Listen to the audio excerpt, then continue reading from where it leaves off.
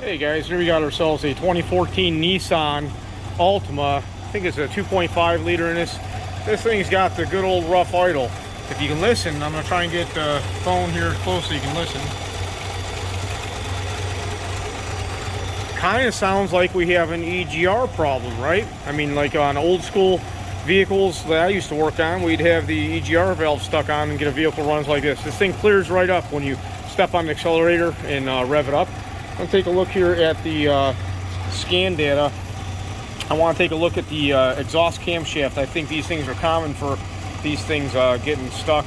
The camshaft will get stuck, and the I think it's usually the actuator. I never get the chance to actually repair them myself.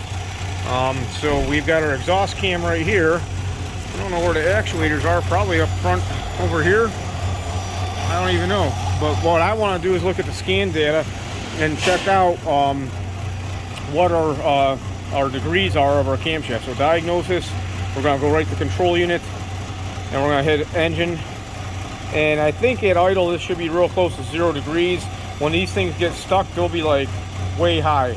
I don't work out a lot on Nissans, but I've seen this issue before. The code was a dead giveaway. I was called out because they said the vehicle didn't start. I put the key in, or should I say I pushed the push button to start, hit the brake, it fired right up and it ran poorly. So we're going to go to live data and let's see what type of list they give us. Main signals, let's see what's up. Maybe it'll be there. I'll be the first one to tell you guys I don't know which data pins I want to be looking at. Oh, look at, there you go. That's no good. We got an exhaust cam that's stuck. So what I'm going to do is go back. I'm going to try and command this thing with the scan tool. Maybe we'll get it to unstick. I might have to rev it up. Set our back, escape, and let's go to active tests. Exhaust valve.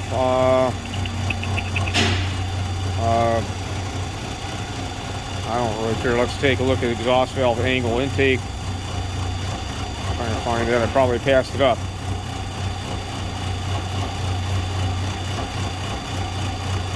I think I did pass it up, guys. Hold on.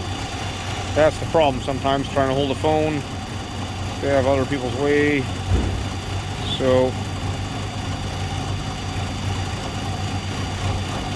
I think I'm missing it. I know it's got to be here.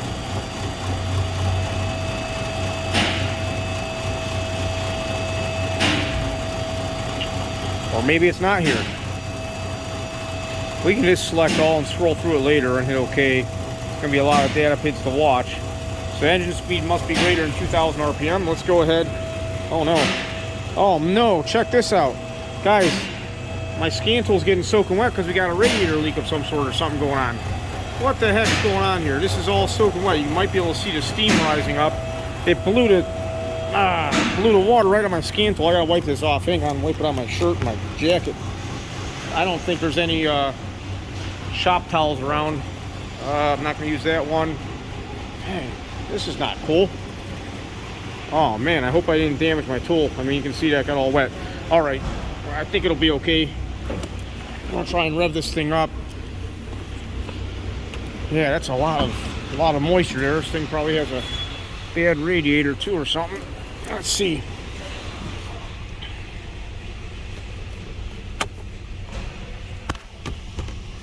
All right, so I'm gonna go ahead and bring this up to 2,000. There we go. We're going greater than 2,000. I'm gonna hit OK. And there it tells us our angle right there. It's right there.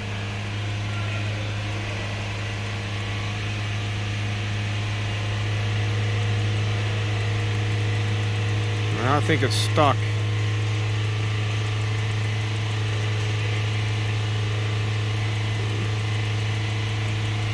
This is really slow to react. I'm hitting the button here. So that's negative 10 degrees.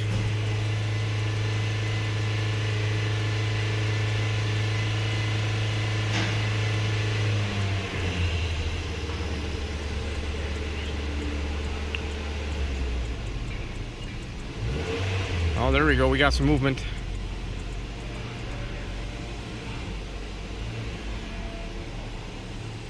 And I'm gonna hit the escape button. This thing's running smooth, guys.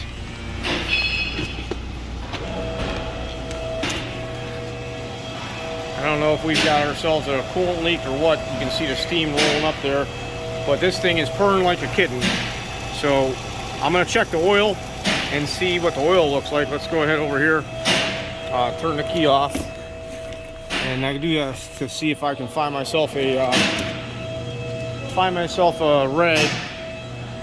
I don't know if this thing has got a coolant leak or what, guys, but maybe it's just condensation. I'm not sure, but that was a lot of steam coming up on my device there. Let's see. You don't happen to have a rag I could borrow, do you? Or you got a shop rag, not one on? All right, got a rag here. I'm gonna have to put the phone down. Don't have my camera out today. Let's see what we got here. Stick this back in there. Well, that's full oil and it's clean too. I don't know if you guys can see that, but that's all right. So I'm gonna go ahead and get back to the shop and tell them what I've seen. If you're liking this content on YouTube, please do like, subscribe, hit that notification bell, and thumbs up and all that good stuff. In this instance on this vehicle, I believe we're going to be selling a camshaft actuator solenoid. That's actually the control solenoid for the exhaust camshaft that controls the oil flow to the actual phaser. There's a possibility that the phaser could be binding up and all that, but the shops decided to go ahead and sell a exhaust camshaft actuator solenoid. That's an oil control solenoid. It's on the front of the engine underneath the motor mount there. So they're going to get that in there. More than likely, it's going to take care of it. I also recommended they change the oil. The condition and level of the oil was okay, but we don't know if it's got the right viscosity in there, and that can affect different things with cam phasers and stuff like that. So if you guys haven't, be sure to check out Hands On Auto Training. We have the membership site up there. I'm putting a lot of videos up there this year, and I've got a lot of stuff already up there on programming, diagnostic, electrical testing, picoscope, all kinds of good stuff. But my goal this year is to make sure I'm putting at least 2 programming videos a week up there. That's what I'm trying to do. We'll see if I can keep up with it. But so far, it's early in the year, and I've got that going on. Hope everybody's doing good. You guys have a good day. By the way, my scan tool did survive.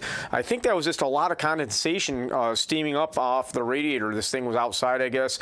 And with these weird temperature fluctuations, it's not uncommon to get a lot of, I guess, just moisture. It's just moisture on the radiator. Radiator's getting hot, and it starts steaming up. So it didn't feel like coolant, didn't smell like coolant. I didn't taste it, so maybe it was coolant. I don't know. But you guys take it easy. Have a great weekend. Thank you, and bye-bye.